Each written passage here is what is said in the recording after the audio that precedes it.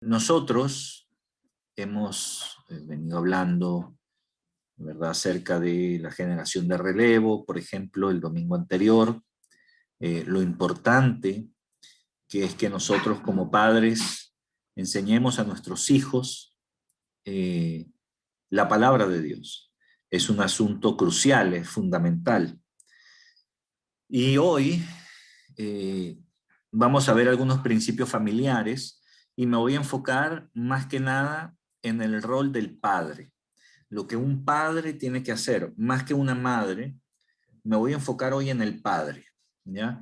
El domingo que viene queremos ver o quiero pasarles una película que tiene que ver con el tema, que se llama Reto de Valientes, en español se llama así. Y bueno, la idea es complementar, ¿verdad?, digamos, la predicación de hoy con la película, para que se vea de forma práctica, bueno, algunos de los principios de los que vamos a hablar acá. Y ahí, bueno, ya vamos a poner seguramente una hora un poquito más temprano, ¿verdad?, para que no, por ejemplo, 11 de la mañana, perdón, sí, 11 de la mañana, hora de Chile, en lugar de 11:30, y para que tengan tiempo de desayunar o se preparen algunas palomitas de maíz, ¿verdad?, etcétera, etcétera, y puedan disfrutar de la película, obviamente prestando la atención porque el mensaje en sí mismo es bueno. Así que vamos a ver algunos principios familiares ahora, como les dije, enfocados en el padre. El padre es una figura que es muy importante en el rol familiar, es el pilar, digamos, es el pilar que sostiene o debería sostener a la familia entera. Y digo a la familia entera porque incluso a la esposa, él, él debe sostener a su esposa, debe servir a su esposa, ¿no? Aquí ya entramos en temas matrimoniales, digamos, pero él debe ser pilar incluso para ella, y ambos deben ser pilar para los hijos. Entonces, pero en definitiva, en resumidas cuentas, él debe ser el pilar fundamental de su casa. Es el que tiene o debe tener o debería tener, ¿verdad?, una conexión íntima. O sea, todos en realidad tenemos hijos, mujeres, hombres, etcétera, etcétera. Debemos tener una intimidad, o sea, una relación muy íntima con el Señor. Pero es particularmente importante que el padre de familia la tenga. Es particularmente importante. Porque la cabeza de la casa no es la mamá, sino es el papá, ¿no? Y Dios le da esa responsabilidad al papá, al padre, no a la madre. Y él, bueno, el Señor obviamente ordena las cosas. Él hizo las cosas para que funcionaran de cierta manera y para que su bendición fluyera, ¿verdad?, con un orden.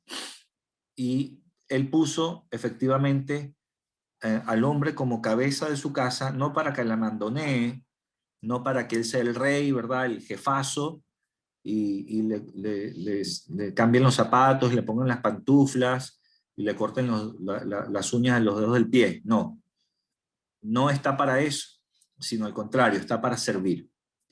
Obviamente que como seres humanos nos agotamos, etcétera, etcétera, y la esposa también tiene un rol ahí muy importante, que es también proteger, eh, atender, en fin, tiene otros roles que vamos a ver más adelante, ¿no? Porque vamos a ver algunos principios familiares que tienen que ver con eso.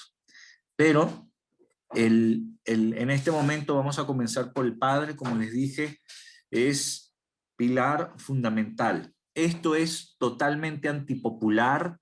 Lo que voy a decir ahora es contrario a la corriente del mundo, que establece relativismos, ¿no? Nosotros vivimos en la época del relativismo, donde todo es depende, ¿no? Si me hace bien, si me hace feliz, pero la Biblia no enseña eso.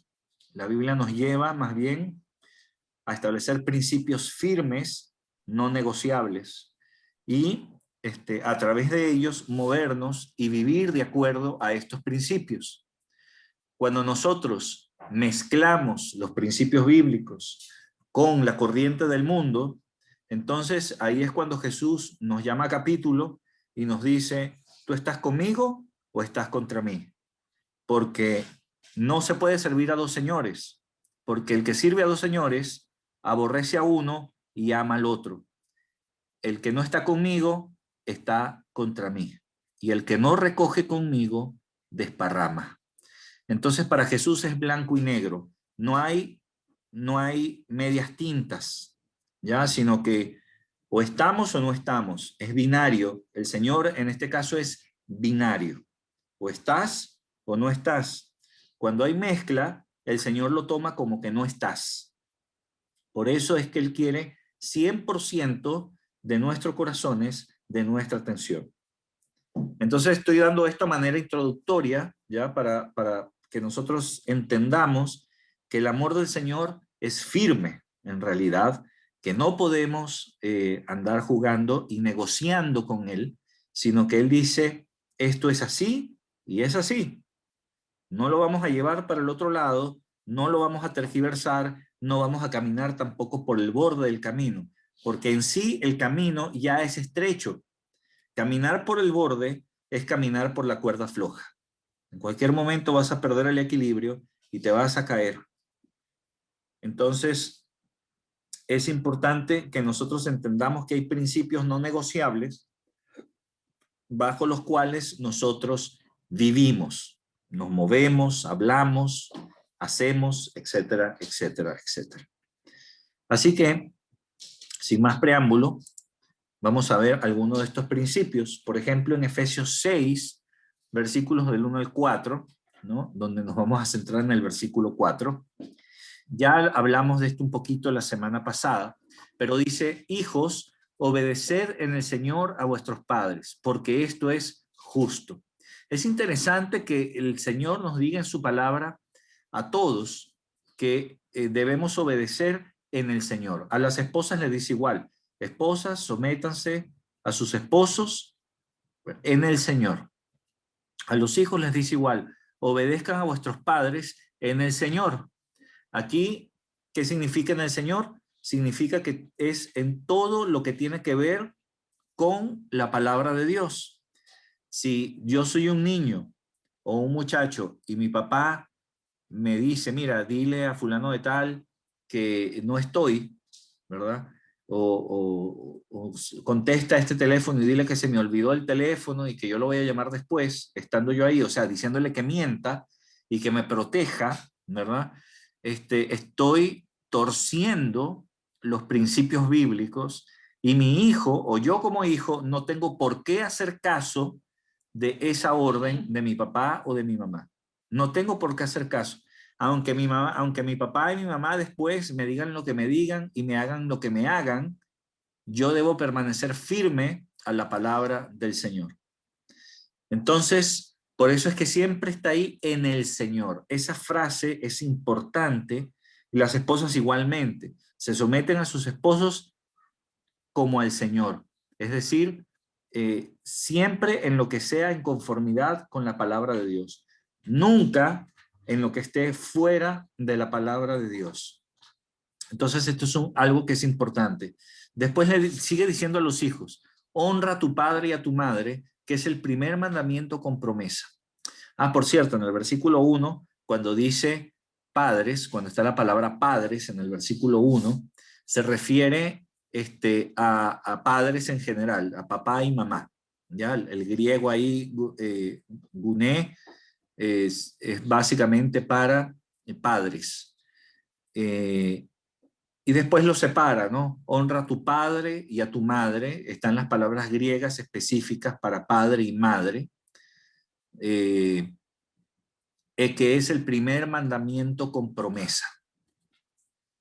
para que te vaya bien y seas de larga vida sobre la tierra.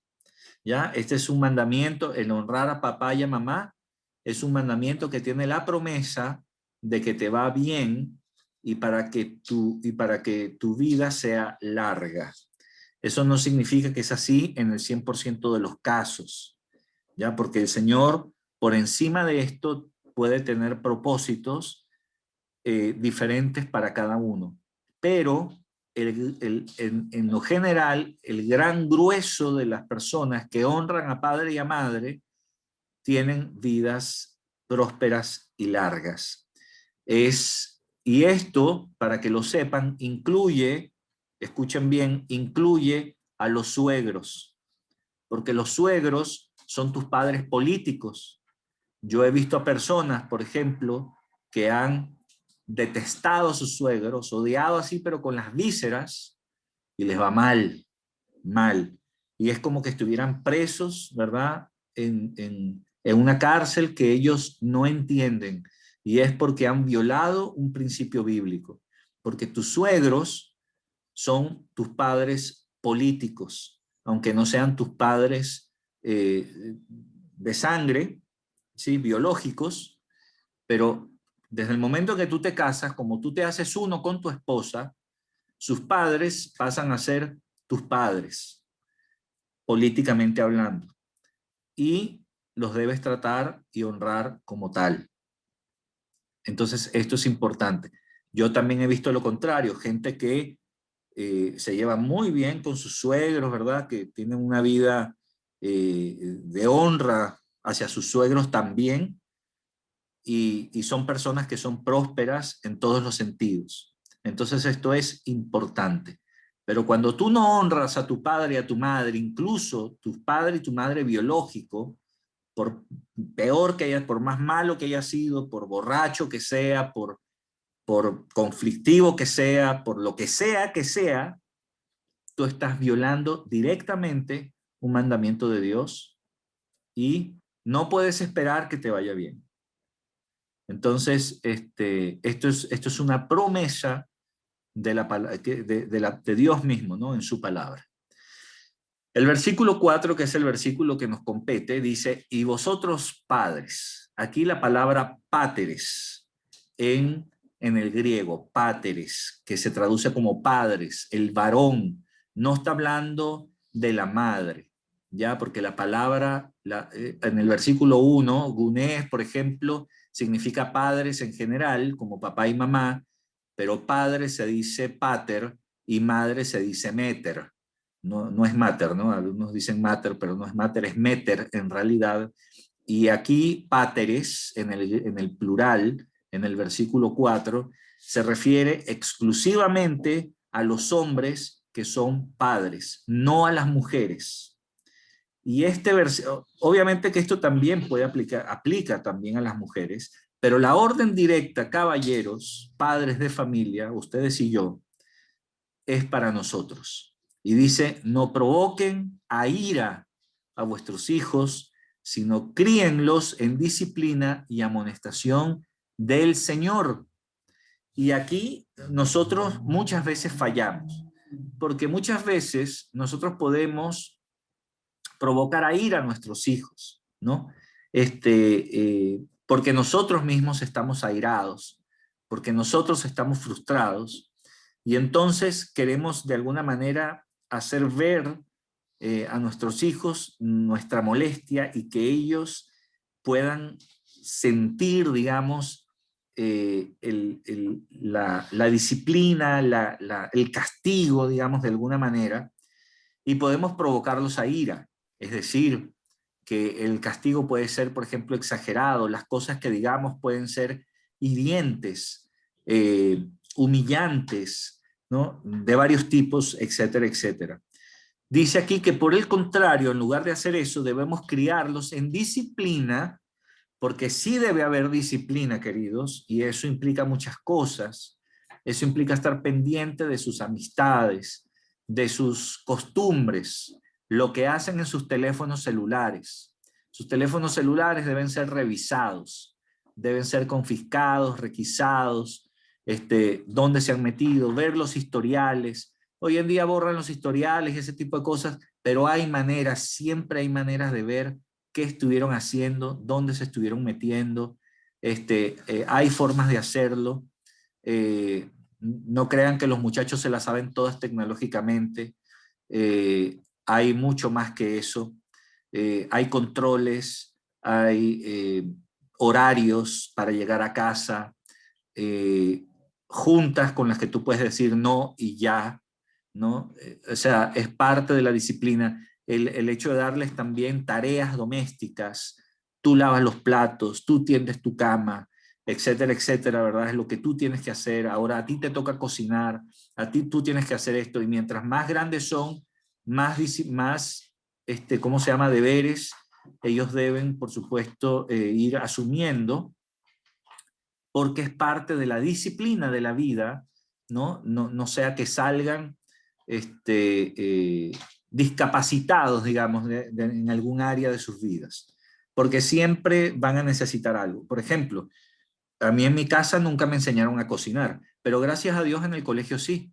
Entonces, y yo vaya que lo necesité, porque yo viví solo mucho tiempo, y incluso he cocinado aquí en mi casa, lo hago poco, pero lo he hecho. Después viví un tiempo con mi hija solo también, para no tener que viajar tanto, ¿no? Porque yo vivía a 64 kilómetros de mi oficina, entonces me fui y me mudé más cerca. Entonces Cecilia estudiaba en ese entonces muy cerca de mi oficina, y bueno, solventábamos, ¿no?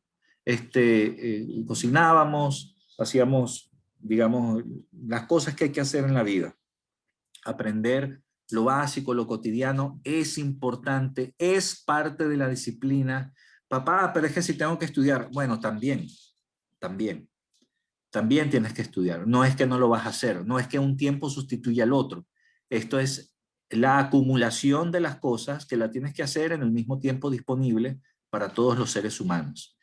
Y además de eso, tienes que criarlos en la amonestación, pero no tuya, sino del Señor. Lo que quiere decir que no es como a ti te parece, sino es como la Biblia lo dice.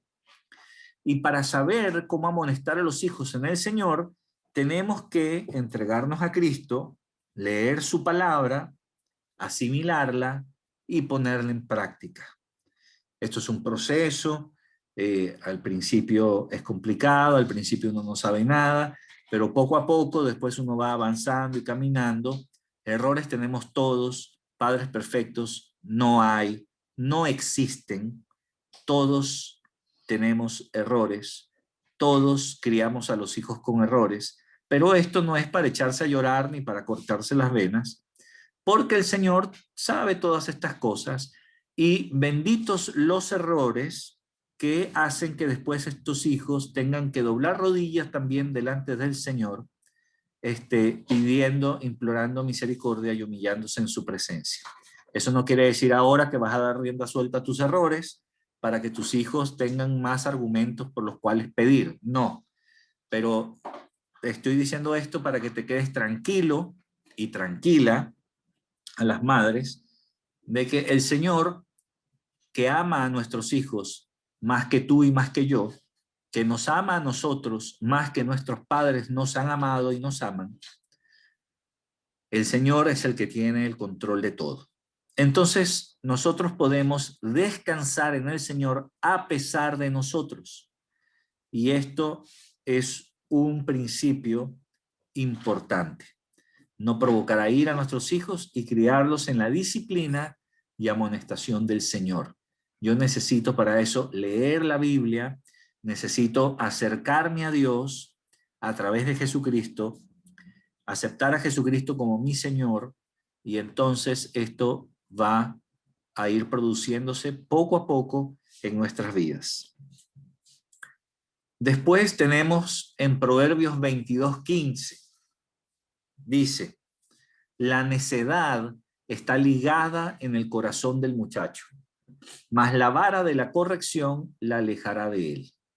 Esto es contrario a la agenda actual, ¿verdad?, que tiene que ver con la crianza de los hijos, donde ahora ya no le puedes pegar, no lo puedes tocar, no le puedes decir nada, no le puedes revisar el celular, no puedes hacer nada. Incluso tienen derecho a cometer inmoralidades sexuales, ¿verdad? A su gusto, porque ellos son, entre comillas, libres de hacer lo que se les dé la gana, básicamente. Eso es lo que se está legislando hoy en día, pero es una ley que no tiene ninguna validez para nosotros, aunque sea de carácter legal en el país donde tú vives. No, para nosotros los cristianos nos movemos por otros principios y otros estándares que son mucho más altos que esto. Y nosotros no podemos hacer caso a este tipo de leyes, por más legal, valga la redundancia, que sean en el país. Nosotros no podemos hacer esto. Por ejemplo, yo como pastor, yo no puedo casar a una pareja de homosexuales. No puedo, porque el principio bíblico me dice que no puedo hacerlo. Que estos homosexuales me pueden denunciar, me pueden meter preso, me pueden hacer lo que quieran, ¿verdad? Me pueden colgar de la plaza pública si quieren. ¿Lo pueden hacer? Sí, lo pueden hacer también. Y que lo hagan. Si eso ocurre, entonces con gusto moriré por mis principios, moriré por el Señor, ¿no? Y esa convicción debe estar en todos nosotros, donde nosotros debemos vivir por los principios bíblicos sin temer a las leyes mundanas que están muy por debajo de la palabra de Dios y que por último, las leyes que contradicen directamente la Biblia, yo debo simplemente desecharlas. Las desecho totalmente, no importa las consecuencias. Después en Proverbios 13:24. Bueno, claro, aquí en el 15, perdón, el 22:15 sigo diciendo. Aquí habla de la vara de la corrección, ¿no? O la correa de la corrección, el cinturón de la corrección, como quieras llamarlo. Darle unas nalgadas al hijo para que la necedad se desligue de su corazón es necesario, ¿no? Antes, hoy en día se legisla que no lo puedes tocar, ¿verdad? Porque es violento, porque no sé qué. Bueno, ¿quién tendrá más razón? ¿El psicólogo que concluyó eso o la palabra de Dios que nos dice esta otra cosa en la Biblia? ¿No? Eso, obviamente que la palabra de Dios está muy por encima, como dije, de lo que cualquier psicólogo con postdoctorado en lo que quiera pueda decir. Después en Proverbios 13:24 dice, el que detiene el castigo a su hijo aborrece, mas el que lo ama desde temprano lo corrige. Eso no quiere decir que el niño va a tener 2 años y tú le vas a dar un par de correazos, no, porque eso sí sería abusar. Pero hay que corregirlo, ¿no? Hay que corregirlo. Él a veces tiene que asociar cosas que no son negociables. Hay cosas que tú puedes negociar. Por ejemplo, un niño de 2 años que tire la comida, tire el plato al suelo, ensucie todo, es normal, ¿no? Pero que ofenda, que haga algo que realmente no sea negociable, él tiene que entender que eso produce dolor para que lo procese y entiende que ahí hay un límite. Es como el cerco eléctrico, ¿verdad? Que tú lo tocas y ¡pah! Te bota de un chispazo, de un correntazo, ¿no? Te bota, bueno, en el mejor de los casos te bota, ¿no? O sea que te quedes pegado ahí también, pero te bota, ¿y qué vas a pasar? No lo vas a volver a tocar, porque aprendiste la lección. De la misma manera funciona la vara o el cinturón para corregir a los hijos. Y no hay que perder el tiempo, hay que corregirlo, ¿verdad? O corregir a los hijos desde temprano. Si no lo haces desde temprano, vas a tener problemas más adelante. Porque después corregir a un muchacho adolescente es mucho más complejo que corregir a un niño. Entonces, fíjate, el principio bíblico incluso dice que el que detiene el castigo a su hijo aborrece. No lo amas. No lo estás amando cuando tú dices, no, no lo voy a castigar por esto, pobrecito. Eso no es amor. El amor es firme con todas sus consecuencias. Porque nosotros asociamos a veces el pegarle a un hijo como falta de amor y es todo lo contrario, es una muestra de amor hacia el hijo, aunque el hijo en ese momento no lo tome así, aunque al principio sea motivo de rabia y de tristeza, en realidad es un acto de amor. Entonces es un principio que nosotros tenemos que entender. Obviamente, no podemos dar rienda suelta a nuestra ira cuando estamos castigando, ¿verdad?, a nuestros hijos, porque entonces se convierte en un abuso. Tenemos que evaluar siempre nuestras motivaciones, ¿no? Es para él que lo vamos a corregir porque lo amamos, para que él no haga más esto, no porque me molesta. Son dos cosas diferentes. Por cuando me molesta, cuando yo estoy molesto, yo me puedo caer a trompadas con quien sea porque estoy molesto. Y si tengo a mi hijo, bueno, le voy a dar exageradamente más allá de lo que debo y el castigo se convierte en un abuso ahí sí y no en el castigo que se requiere o como la Biblia me lo plantea. Entonces son cosas que tenemos que ir, ¿verdad?, viendo, entendiendo y dándole forma. Es importante. En Proverbios 19:18 dice: castiga a tu hijo en tanto que hay esperanza, mas no se apresure tu alma para destruirlo. Un poco lo que estábamos hablando, ¿no? Cuando hay esperanza, sobre todo cuando son pequeños, hay esperanzas. Pastor, lo que pasa es que yo tengo un hijo que, bueno, es necio, necio, necio. Entonces, no hay manera, por más que le he dado con la correa, le he dado con la vara de la corrección, le he predicado, le he dicho, pero él insiste, ¿verdad? Él dice esto y punto, y se acabó, y no hay manera. Bueno, cuando hay casos así, queda orar nomás, porque lo que sí no podemos hacer ahora es lo que antes sí se podía, porque está en la Biblia.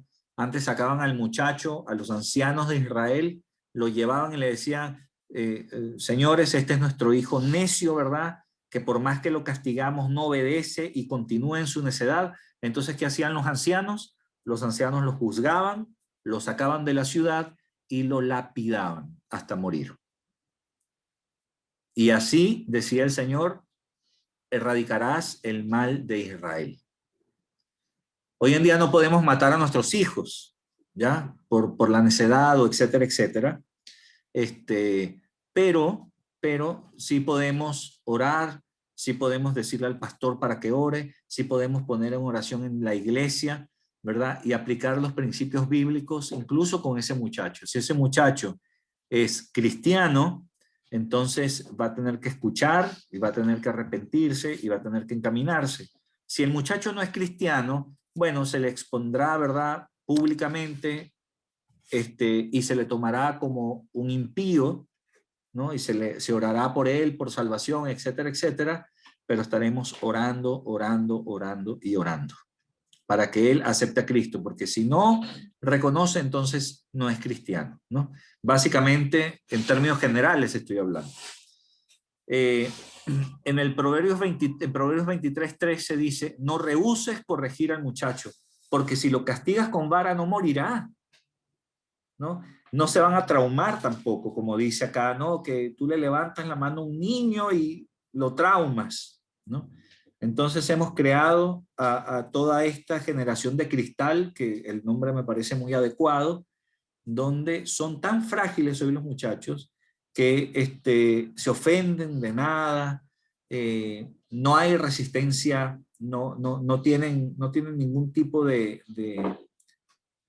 fortaleza, digamos, emocional, sino que son llevados realmente como la hoja lleva, como el viento lleva la hoja, ¿verdad? Son llevados de aquí para allá y al final creen saber todo y no saben nada al final. Entonces, por eso es que este principio, ¿verdad?, que el Señor nos muestra hoy, de no rehusar corregir al muchacho, porque a veces nosotros en nuestro cansancio, en nuestro hastío también, tú dices, ay, ya, que haga lo que quiera, que haga lo que le dé la gana, que me deje en paz. ¿Por qué? Porque queremos en ese momento tranquilidad, porque no queremos pelear, porque es un desgaste, porque es una pérdida de tiempo, porque no tengo ánimos, porque estoy indispuesto, porque me siento mal, porque lo que sea. Y entonces me rehúso a corregirlo. A mí me ha pasado esto también. Me rehúso a corregirlo porque lo que quiero es tranquilidad. Pero a veces no hay tranquilidad, a veces uno está agotado, cansado, llegaste de viaje y llegas y la casa está revuelta y hay que poner orden. Pero cuando estamos así no queremos poner orden. Pero como tenemos que ponerlo, entonces ahí es cuando uno pega los 4 gritos, 2 groserías, agarras la correa y le pegas a todos, ¿no? Un poco más y le pegas a la esposa también. Le pegas 4 gritos también, tiras la silla, sales de la casa, tiras el portazo, porque estás harto, hastiado, cansado, qué sé yo. Ocurre, también ocurre. Entonces, por eso es que la Biblia nos enseña también estos principios, y ahorita estoy hablando del padre, ¿no? La madre tiene otros principios, y los hijos tienen otros principios, que cuando todos aplicamos los principios que nos toca a cada quien, entonces la casa transcurre en paz.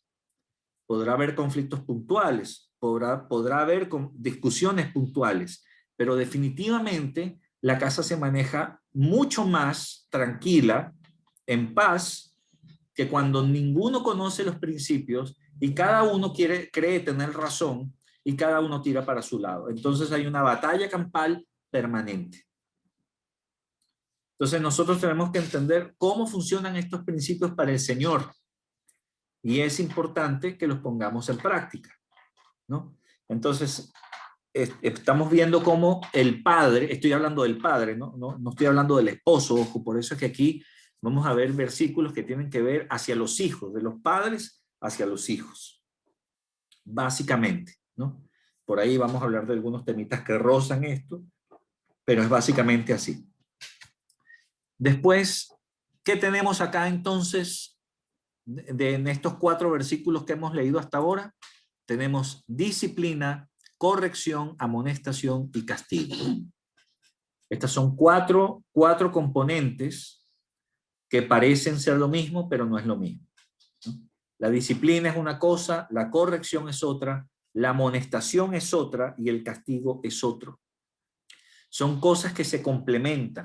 Como dije, la disciplina son todas aquellas cosas que tú tienes que formar en tu hijo, o que tenemos que formar en los hijos para que ellos desarrollen. Por ejemplo, en el estudio uno tiene que ser disciplinado. Uno tiene que ser disciplinado en su casa, ¿no? Administrando el tiempo, administrando los recursos que el Señor te da, tienes que ser disciplinado, tienes que ser diligente, no puedes procrastinar, no puedes, ya qué fastidio, voy a dormir 2 horas y después veo cómo hago con el examen para mañana. No.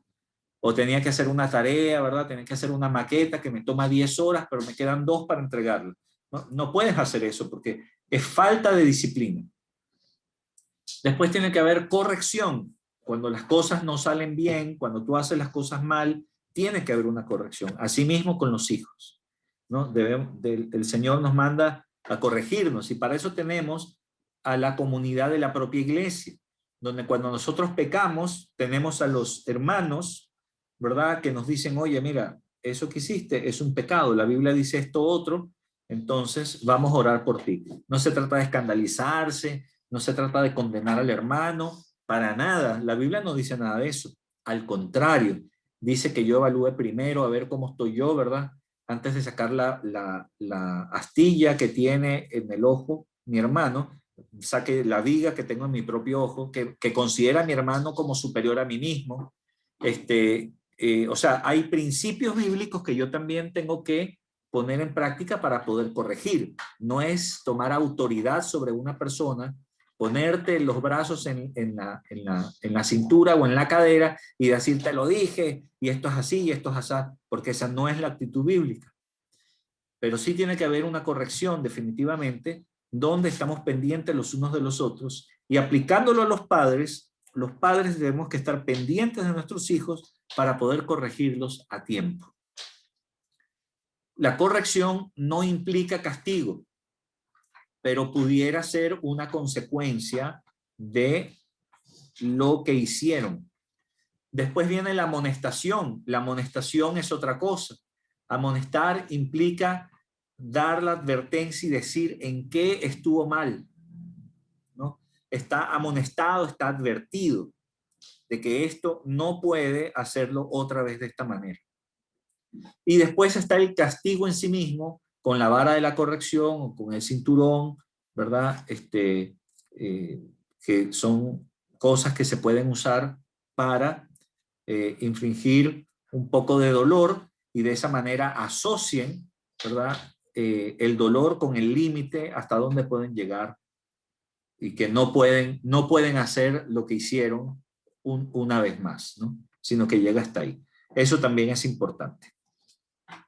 Vamos a continuar, ¿no? Hasta ahora estoy dando mucha información, es necesario procesarla, pero para que ustedes vean que en la Biblia hay principios que son muy firmes con estos temas.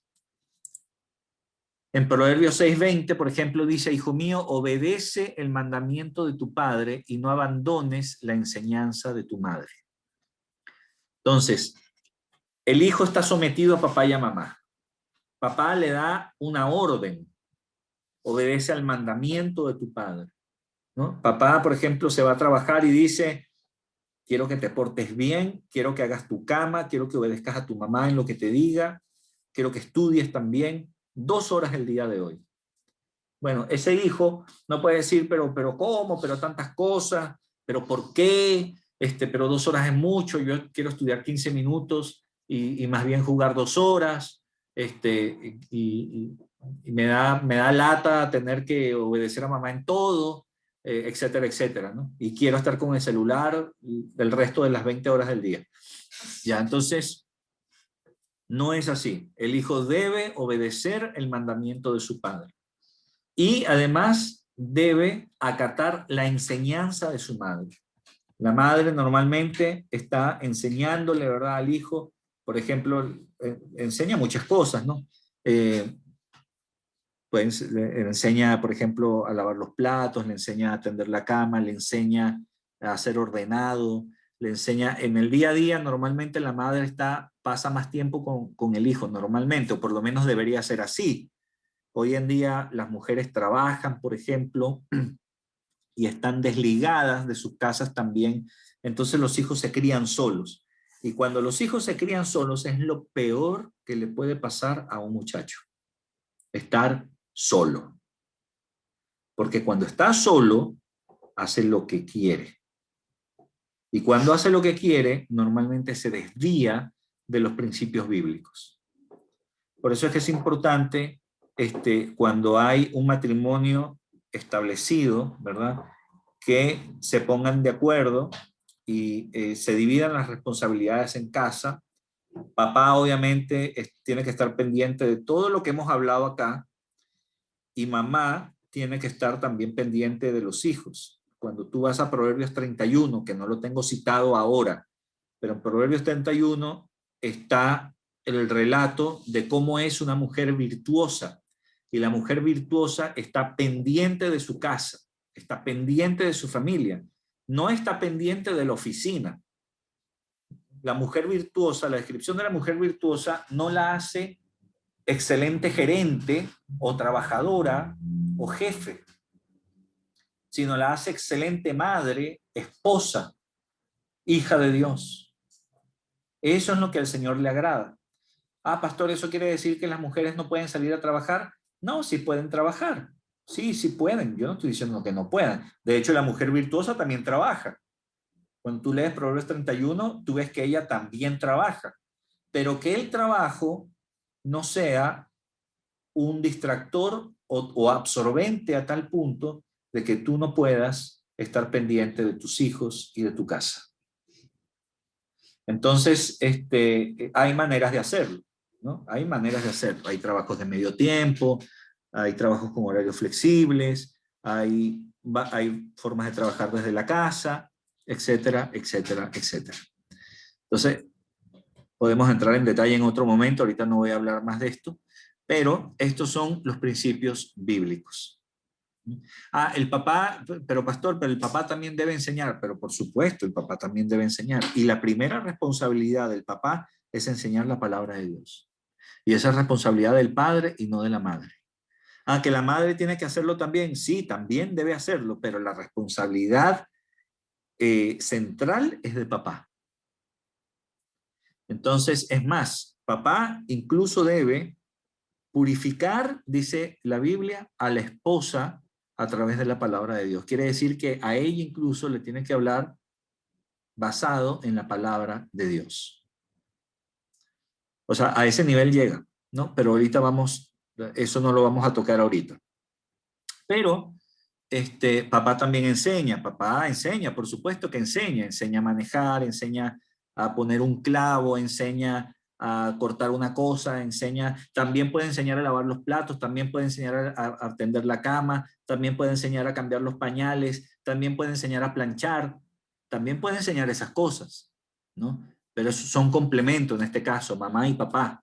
Lo que pasa es que como normalmente papá es el que sale a trabajar y no está todo el tiempo en casa, entonces mamá se encarga más de estas cosas, digamos, cotidianas, de la administración del día a día, que es un asunto, como dije, fundamental para la vida de cualquier persona. Yo conozco gente que no se sabe ni hervir un agua, porque se le quema. Estoy exagerando, pero obviamente salieron discapacitados en muchas áreas, ¿no?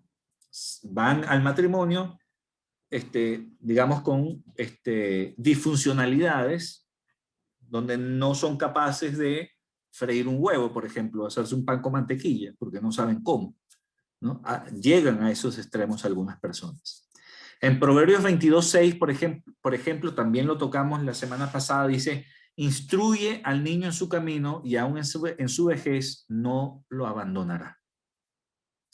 Como dije, esto es un punto fundamental para el papá, que debe instruir al niño, a su hijo, en el camino de Dios. No en el camino de él mismo, no en su forma de pensar, sino en el camino de Dios. Y cuando eso ocurre, incluso cuando llegue a viejo, no va a abandonar los principios de Dios porque papá se los enseñó.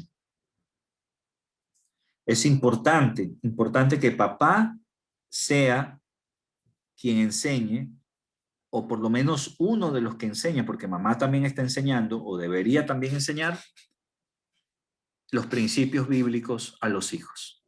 Es importante.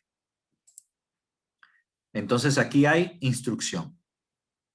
Instrucción. Mandamientos, ¿verdad? Palabra de Dios, instrucción para los hijos. En 1 Timoteo 5:8 dice, y esto es importante también: el que no provee para los suyos y sobre todo para los de su propia casa ha negado la fe y es peor que un incrédulo. Es decir, tenemos tres niveles: el creyente, el incrédulo y el que es peor que un incrédulo. Y ese que es peor que un incrédulo es el papá que no provee para los suyos. Es el papá que se gasta la plata en lo que la cobra, tomando, en juegos o en cualquier otra adicción. No lleva la comida a la mesa de su casa, no paga las cuentas. La esposa está angustiada porque siempre están cobrando, siempre están al debe, no tienen comida, no hay energía eléctrica, no hay gas, tiene que estar pidiendo favores, resolviendo, porque el esposo es incapaz o el padre de familia es incapaz de administrar, ¿verdad?, adecuadamente sus recursos. Entonces, esta persona que no provee para los de su propia casa, dice la Biblia que ha negado la fe y llega a ser peor que un incrédulo, ¿Por qué? Porque los incrédulos se ocupan de sus familias sin ser creyentes. La mayoría de los incrédulos se ocupan de sus familias sin creer en Cristo. Ahora, alguien que cree en Cristo y no lo hace, olvídalo. O sea, no es cristiano, pero de ninguna manera. Aquí sí que no, para nada, ¿no? Entonces, típico padre que todos se lo gasta en el mismo y siempre está mal, ¿verdad? O no dura de un trabajo, va del timbo al tambo, ¿verdad? Porque no es irresponsable, no sabe hacer nada, o lo que hace lo hace mal, no tiene ganas de aprender a hacer nada tampoco, siempre está buscando más bien vicios. O sea, cuando tú te pones a ver, también hay un grupo de gente no menor que se comporta de esta manera. Y lamentablemente no proveen ni para sus casas, ni siquiera para ellos mismos, y tienen que salir la madre a cuidar a los hijos, a defenderlos, a proveerles, a resolver, ¿verdad? A pagar las cuentas impagas, etcétera, etcétera, etcétera. Entonces, este es un nivel, ¿no? Y aquí nosotros tenemos que, como padres, dar provisión y cuidado para nuestras familias. Provisión y cuidado. Es muy importante también este principio. Pasemos al siguiente. Por ejemplo, en Josué 24:15, esto es importante también, muy importante. Dice, pero si a ustedes les parece mal servir al Señor, elijan ustedes mismos a quienes van a servir, a los dioses que sirvieron sus antepasados al otro lado del río Éufrates, o a los dioses de los amorreos en cuya tierra ustedes ahora habitan. Por mi parte, mi familia y yo serviremos al Señor. Esto se los dijo Josué cuando tomaron la tierra prometida, una vez que se adueñaron parcialmente de ella, reunió a los israelitas y les dijo esto que acabamos de leer. Señores, si a ustedes les parece les parece mal servir al Señor, entonces elijan, ¿verdad? Si van a servir a los dioses que servían sus antepasados antes, ¿no? O sea, que servían sus antepasados, o a los dioses de las personas que están habitando esta tierra juntamente con nosotros. Elijan ustedes a quién van a servir. Pero lo que sí es cierto es que mi familia y yo serviremos al Señor. Y aquí se pone de manifiesto un liderazgo, una guía, una determinación. Y esto es importante y el papá juega un rol importante. Liderazgo, guía y determinación. Esa guía y esa determinación a veces tienen que venir con firmeza, a veces con no tanta firmeza. Pero tiene que haber una guía y una determinación. Esto es así y así me quedo. Si yo me entregué al Señor, yo no voy a regresar al mundo. Los puentes, ¿verdad?, que me hicieron pasar del mundo al Señor, los voy a quemar para que no haya modo de regresar. Quemo los puentes. Quemo los barcos que me trajeron hasta esta orilla porque no pienso regresar. Porque mi familia y yo serviremos al Señor. Entonces, esta es una determinación de un líder, de un padre de familia, que tiene la firme intención de liderar su casa al servicio del Señor únicamente. Bueno, aquí tengo que decir otra cosa. Esto Josué lo hizo así. Nosotros la semana pasada vimos cómo hasta que vivió Josué, no solamente su casa, sino todo Israel, después de este discurso que les dio, todo Israel decidió servir al Señor. Pero lamentablemente, Josué, por lo que me doy cuenta por la historia, la generación que vino después de Josué dice que no conocían al Señor. Ellos, por lo tanto, estaban acostumbrados a un servicio religioso al Señor, pero no hubo un encuentro con Dios. Josué ni la generación que estaba con Josué presentaron a Dios como una persona, como alguien que le dolía, como alguien que participaba, como alguien que se preocupó de sacarlos del Mar Rojo, de darles la tierra, de contar las maravillas y de las cosas. No, sino que se dedicaron al servicio. Se dedicaron a ir al tabernáculo, se dedicaron a ofrecer incienso, se dedicaron y se acostumbraron a la religiosidad. Y esto es algo de lo que nosotros nos tenemos que cuidar. Yo, por ejemplo, como pastor, yo tengo que cuidarme de mantener mi relación con Jesucristo activa, viva, que sea una relación efectiva, porque de lo contrario me voy a convertir en un profesional de la religión. Y yo no quiero ser un profesional de la religión. Yo quiero ser un pastor activo por el llamamiento vivo que el Señor me ha hecho. Entonces no nos podemos convertir en profesionales de la Biblia ni de la palabra de Dios, sino que tenemos que presentarles a Dios, a nuestros hijos, contándoles las maravillas que Dios ha hecho por nosotros. Y este por nosotros no solamente es lo que ha hecho conmigo, de dónde me sacó el Señor, por ejemplo, qué es lo que Dios ha hecho, qué es lo que Dios está haciendo ahora en mi vida, qué es lo que el Señor me ha dicho que haga, y que ellos puedan ver en mi vida ese proceso y cómo Dios me traslada de un sitio y me pone en otro, y cómo Dios hace que pase esto y pase aquello, y que ellos se den cuenta de la mano de Dios en mi vida. Es el mejor testimonio que yo le puedo dejar como herencia a mis hijos. Eso es lo que vale. Eso es lo que prepara a la siguiente generación para servir al Señor, para que ellos a su vez les muestren a sus hijos de la misma manera que nosotros se lo mostramos a ellos. Pero pastor, lo que pasa es que yo no tuve padres cristianos, mis padres eran católicos, ¿verdad? Y no me mostraron nada de eso y siempre era una religiosidad. Sí, la respuesta es yo también.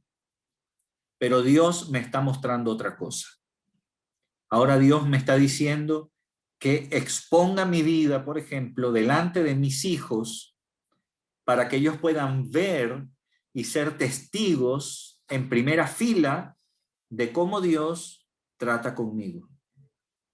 De cómo Dios, ¿verdad?, hace que yo, por ejemplo, de ser violento, ya no sea violento.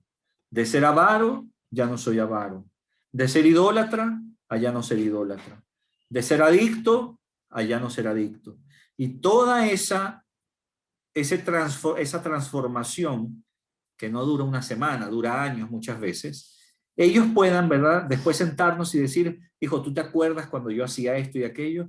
Y ahora no lo hago. ¿Te has dado cuenta? Ah, papá, tienes razón, ¿verdad? No me había dado cuenta, sí, cierto. Entonces se empiezan a abrir los ojos de la fe y a ver efectivamente, papá era así y ya no es así. Papá decía esto de esta manera, ahora ya no lo dice así. Antes usaba estas palabrotas, ahora ya no las dice. Antes golpeaba la mesa y ahora ya no la golpea. Antes pateaba al perro y ahora le hace cariño. No sé, o sea, estoy poniendo ejemplos, ¿no? Para que me puedan entender. Entonces, esto es importante.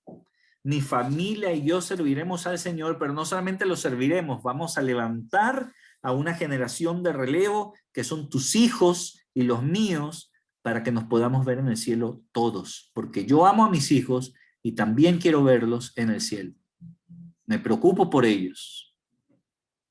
Entonces, esa misma preocupación debe existir en el corazón de todos nosotros. La semana pasada también hablamos de Deuteronomio 6, del 6 al 9, donde dice y estas palabras que yo te mando hoy estarán sobre tu corazón y las repetirás a tus hijos y hablarás de ellas estando en tu casa y andando por el camino y al acostarte y cuando te levantes, y las atarás como señal en tu mano y estarán como frontales entre tus ojos y las escribirás en los postes de tu casa y en tus puertas. Entonces, yo como papá tengo mandamiento por Dios de hablarle las palabras de la Biblia a mis hijos en todo momento. ¿Se acuerdan, no? La semana pasada estuvimos hablando un poco de esto. No me voy a detener mucho acá porque ya lo conversamos, ¿no? Ya lo hablamos. Pero es importante que en todo momento yo hable con mis hijos las palabras que son bíblicas. Y eso me obliga a mí a saber cuáles son esas palabras. Y para saberlas tengo que ir a la Biblia, tengo que congregarme, tengo que internalizar sus palabras y tengo que practicarlas, vivirlas para poder ser cónsono con lo que yo pueda decir. Pastor, lo que pasa es que mis hijos no aceptan, se aburren, gritan, patalean cada vez que les hablo de la Biblia. Sígueles hablando. ¿Te acuerdas? Sé valiente y firme. Sé valiente y firme. Recuerda esas palabras que hablamos la semana pasada. En el Salmo 103, versículo 13 dice, como el Padre se compadece de los hijos, se compadece Jehová de los que le temen. Entonces aquí hay compasión. Un padre también es compasivo. Tú podrás tener una discusión fuerte incluso con tus hijos, sobre todo cuando son grandes. Estar en desacuerdo y tal, pero tú te debes mantener firme en los principios bíblicos y después de la discusión, después del fragor de la discusión, tú puedes mostrar compasión. Compasión hacia tus hijos y recibir de una vez más. No, como también he escuchado mucho, lamentablemente he escuchado muchas veces, no, yo me peleé con mi papá, con mi mamá y hace una semana que no nos hablamos. O hace 2 años que no los veo porque, por ejemplo, hablando de gente adulta, ¿no? No, a mi papá yo no le hablo desde hace 4 años que no le hablo a mi papá porque me peleé con él. Eso no puede pasar porque somos cristianos. Entonces, yo no puedo estar mucho tiempo sin hablar con mi familia. O sea, podemos estar molestos, tal vez en la etapa de la molestia, tal vez ahí estamos distanciados, porque pero dura, es de corto aliento, o sea, no debe pasar para el día siguiente, o dura un par de horas, no sé, pero 4 años, una semana, eh, eso no puede ocurrir, no sé si me explico. Y aquí el padre de familia, compasivo, busca al hijo con compasión y restablece la relación. El padre debe ser compasivo, porque Dios es compasivo también, ¿no? Ya casi para terminar, queridos, un último versículo aquí en Hebreos 11:20. Dice, por la fe bendijo Isaac a Jacob y a Esaú respecto a las cosas venideras. Una de las cosas que es importantísima también para un padre es la bendición. El padre debe bendecir a sus hijos, bendecirlos, ¿no? Claro que puedes hacerlo. Yo te voy a ayudar, te voy a dar todo lo que tú necesitas, pero tú tienes que hacerlo. Y sí puedes, papá, pero es que no puedo, porque yo soy bruto, porque no me da el cerebro, porque soy feo, porque no sé qué cosa, porque tengo el diente torcido, por lo que sea, que pongan excusas. El papá debe estar ahí y decirle, tú sí puedes hacerlo, eres de bendición, vas a poder ser excelente profesional, tú eres un hijo de Dios, no puedes estar pecando en esto, tú puedes entregar tus cargas, tus angustias al Señor. Ahí cuando tú estás haciendo eso, tú lo estás bendiciendo. Tú eres un hijo de Dios, eres linaje escogido, real sacerdocio, nación santa, pueblo heredero de los tesoros de Dios. O sea, qué cosa tan especial. y tú eres eso. Y el padre está bendiciendo a los hijos.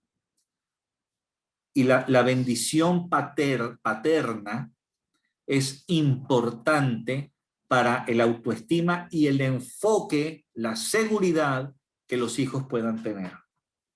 Es importante. Normalmente los adultos que son seguros de sí mismos han sido bendecidos por sus padres, sobre todo por su papá.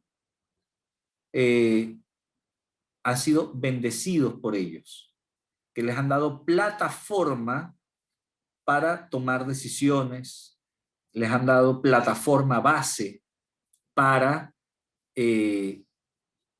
digamos, desenvolverse, ¿verdad?, en la vida con buenas herramientas. Normalmente las personas que no son seguras en sí mismas, normalmente, ¿no? No quiere decir que todo, por favor, siempre hay excepciones a las reglas, pero normalmente las personas que no han sido bendecidas, sino que más bien han sido maldecidas, oye, pero tú no, de verdad que no sirves para nada, o sea, pero olvídalo, ¿no? O sea, no das pie con bola, eres bruto, etcétera, etcétera. Normalmente son personas muy inseguras, les cuesta tomar decisiones, bueno, y así por el estilo, un montón de cosas más.